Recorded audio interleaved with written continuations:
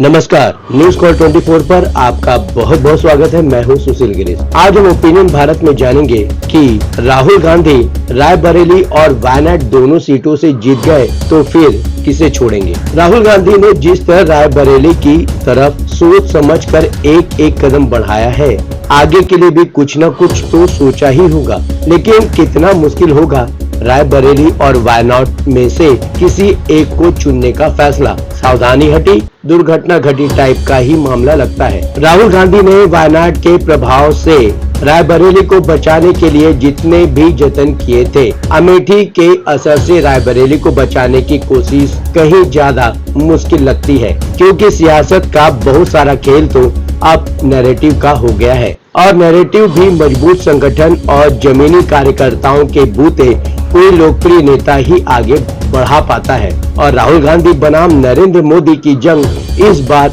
बेहतरीन उदाहरण है। 2019 के आम चुनाव में राहुल गांधी ने अपनी तरफ से खास नैरेटिव गढ़ने की कोशिश की थी। प्रधानमंत्री नरेंद्र मोदी के खिलाफ चौकीदार चोर है स्लोगन के साथ, लेकिन चूक गए और नतीजा ये हुआ कि अमेठी तक गवा बैठे। वो तो वायनाड ने संभाल लिया और मुमकिन है कि आगे भी संभाल ले। नामांकन से लेकर वोटिंग होने तक वायनाड को लेकर कांग्रेस की तरफ से जिस तरह की सावधानी बरती गई है, सब कुछ हर किसी के सामने है। रायबरेली पर गांधी परिवार का कब्जा बनाए रखने की बहुत बड़ी चुनौती है राहुल गांधी के सामने, और उससे भी बड़ी चुनौती होगी रायबरेली और वायनाड में से किसी एक को चुनने की, बशर्ते राहुल गांधी दोनों लोकसभा सीटों से जीत जाते हैं। कितना मुश्किल होगा दोनों में से किसी एक सीट को चुन पाना। अमेठी के लिए तो कांग्रेस नेतृत्व ने एक नाइट वॉचमैन तैनात कर ही दिया है। किशोरी लाल शर्मा जीत गए तो बल्ले बल्ले, हार गए तो भी कोई मलाल नहीं।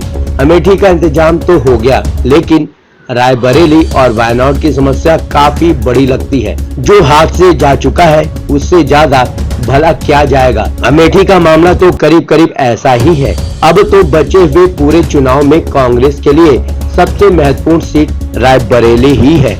ये तो नामांकन के समय से ही नजर आने लगा है।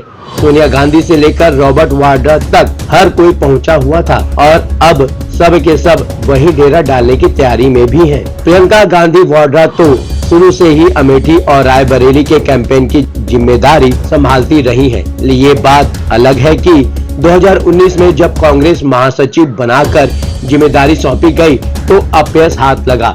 अब रायबरेली का चैलेंज है, पूरी ताकत झोंक दी गई है। कांग्रेस ने छत्तीसगढ़ के पूर्व के मुख्यमंत्री रहे भूपेश बघेल को रायबरेली के लिए सीनियर ऑब्जर्वर बनाया है। 2022 के यूपी चुनाव से लेकर हिमाचल प्रदेश तक वो प्रियंका गांधी के साथ वैसे ही साया की तरफ बने हुए थे जैसे 2017 के चुनाव में अशोक गहलोत राहुल गांधी के साथ गुजरात चुनाव में। भूपेश बघेल खुद भी छत्तीसगढ़ के राजनांदगांव लोकसभा सीट से चुनाव मैदान में उतरे हुए हैं। कांग्रेस की पहली ही लिस्ट में के.सी. वेणुगोपाल के साथ उनका नाम शामिल था, ताकि दूसरे सीनियर नेताओं को चुनाव लड़ने की प्रेरणा दी जा सके। मुश्किल तो ये है कि कोई प्रेरणा लेने को तैयार हो तब तो। आलम तो ये है कि कैंडिडेट सूची में जिनके नाम शामिल किए जाते हैं वे अपनी उम्मीदवारी ही किसी न किसी बहाने वापस ले लेते हैं। सूरत से पुरी तक एक जैसी ही कहानी है। भूपेश बघेल से चुनाव लड़ने की प्रेरणा नहीं लेने वाले अशोक गहलोत को अमेठी के लिए ऑब्जर्वर बनाया गया है। ये भी अशोक गहलोत की अपनी हैसियत की वजह से ही है, क्योंकि उनकी ही राह चल रहे कमलनाथ तो छिंदवाड़ा से बाहर कहीं सीन में भी नहीं दिखाई पड़ रहे हैं। वैसे चुनाव नहीं लड़ने वालों की लिस्ट में प्रियंका गांधी का भी नाम जोड़ा ही जा रहा है। रायबरेली और अमेठी के उम्मीदवारों की घोषणा के वक्त ये बताया गया कि प्रियंका गांधी खुद को चुनाव प्रचार तक सीमित रखेंगी और आगे का प्लान कांग्रेस महासचिव जयराम रमेश ने भी बता ही दिया है। प्रियंका गांधी तो कोई भी उपचुनाव जीतकर संसद पहुंच सकती हैं और अभी से बड़ा सवाल खड़ा हो रहा है कि प्रियंका गांधी कौन सा उपचुनाव जीतकर संसद पहुंचेंगी, रायबरेली से या वायनाड से। बार बार एक ही सवाल खड़ा हो जाता है, अगर राहुल गांधी दोनों सीटों से चुनाव जीत गए तो छोड़ेंगे किसे और अपने पास रखेंगे किसे। जब सोनिया गांधी 1999 में अमेठी के साथ साथ बेल्लारी से पहला लोकसभा चुनाव लड़ी थी दक्षिण भारत के मुकाबले उत्तर भारत को तरजीह दी थी। कर्नाटक की बेल्लारी लोकसभा सीट पर बीजेपी की जानी मानी नेता सुषमा स्वराज को शिकस्त देने के बाद भी इस्तीफा दे दिया था, क्योंकि रायबरेली को पास रखना था। सवाल है कि राहुल गांधी मां के दिखाए रास्ते पर ही चलेंगे या कांग्रेस को कोई नया रास्ता दिखाएंगे। कहने का मतलब ये है कि दक्षिण भारत की राजनीति को ही तरहीज देंगे या उत्तर भारत की तरफ फिर से रुख करेंगे। 2021 के केरल विधानसभा चुनाव में तो राहुल गांधी अपनी राय जाहिर कर ही चुके हैं कि उत्तर भारत के मुकाबले दक्षिण भारत के लोगों की राजनीतिक समझ बेहतर होती है, और ये बात राहुल गांधी ने अमेठी में अपने राजनीतिक अनुभव के आधार पर ही बताया था। लेकिन अब वो रायबरेली और अमेठी दोनों को ही अपना परिवार बताने लगे हैं। मुश्किल तो होगा ही राहुल गांधी के लिए रायबरेली और वायनाड में से किसी एक को चुनने का फैसला, और वो फैसला भविष्य के हिसाब से ही सही होता है या गलत, ये भी किसी की राजनीतिक समझ पर ही निर्भर करता है। एरर ऑफ जजमेंट तो कई बार संदेह का लाभ लेने जैसा ही होता है। राहुल गांधी के लिए रायबरेली और वायनाड की अहमियत पर चर्चा करेंगे। रायबरेली लोकसभा सीट से कांग्रेस उम्मीदवार के रूप में नामांकन दाखिल करने के बाद राहुल गांधी ने सोशल साइट एक्स पर अपनी बात रखी। रायबरेली से नामांकन को राहुल गांधी भावुक पल बताया और कहा, मेरी मां ने मुझे बड़े भरोसे के साथ परिवार की कर्मभूमि सौंपी है और उसकी सेवा का मौका दिया है। अमेठी और रायबरेली के बारे में लिखा था, अमेठी और रायबरेली मेरे लिए अलग अलग नहीं है, दोनों ही मेरा परिवार है। अपने लिए वोट मांगते हुए कहा था, अन्याय के खिलाफ चल रही न्याय की जंग में मैं और मेरे अपनों की मोहब्बत और उनका आशीर्वाद मांगता हूँ। मुझे विश्वास है कि संविधान और लोकतंत्र को बचाने की इस लड़ाई में आप सभी मेरे साथ खड़े हैं। राजस्थान के रास्ते राज्यसभा के सफर पर निकल जाने के बाद सोनिया गांधी ने रायबरेली के लोगों के नाम एक चिट्ठी लिखी थी। चिट्ठी में सोनिया गांधी ने वहां के लोगों के साथ बरसों पुराने खानदानी रिश्ते की दुहाई देते हुए अपील और अपेक्षा की थी कि ये सिलसिला आगे भी जारी रहना चाहिए।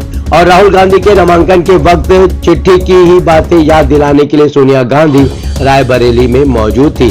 पूरे परिवार के साथ, बेटा, बेटी और दामाद के साथ लोगों से रिश्ते को जोड़े रखने के लिए रिश्ते की गर्मी को बनाए रखने के प्रयास में, और वही रिश्ता सोनिया गांधी ने अपने ही हाथों राहुल गांधी को सौंप दिया है। ये रिश्ता ही गांधी परिवार की राजनीतिक विरासत है जिसे सोनिया गांधी ने बेटे को सौंपा है। वैसे भी भारतीय राजनीति में वारिस तो बेटा ही होता है, बेटी तो तब होती है जब बेटे की जगह भाई या भतीजा बरसों बरस हर वक्त खंबे की तरह खड़ा रहता है, और आखिर में हर कोई अजित पवार नहीं हो पाता। बाकी सभी का हाल शिवपाल यादव और पशुपति कुमार पारस जैसा ही होता है।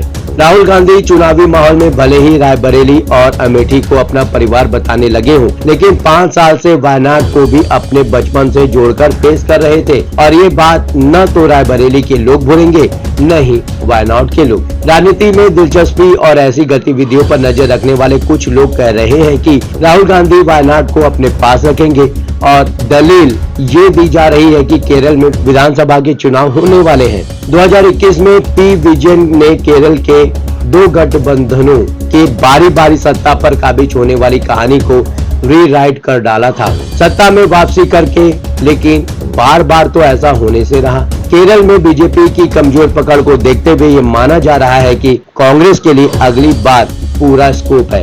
बात में तो दम है, लेकिन ये भी नहीं भूलना चाहिए कि केरल में विधानसभा चुनाव होने में 2 साल का वक्त है, और 2026 में अगर केरल में चुनाव है तो उसके अगले ही साल 2027 में फिर से यूपी में भी चुनाव तो होंगे ही।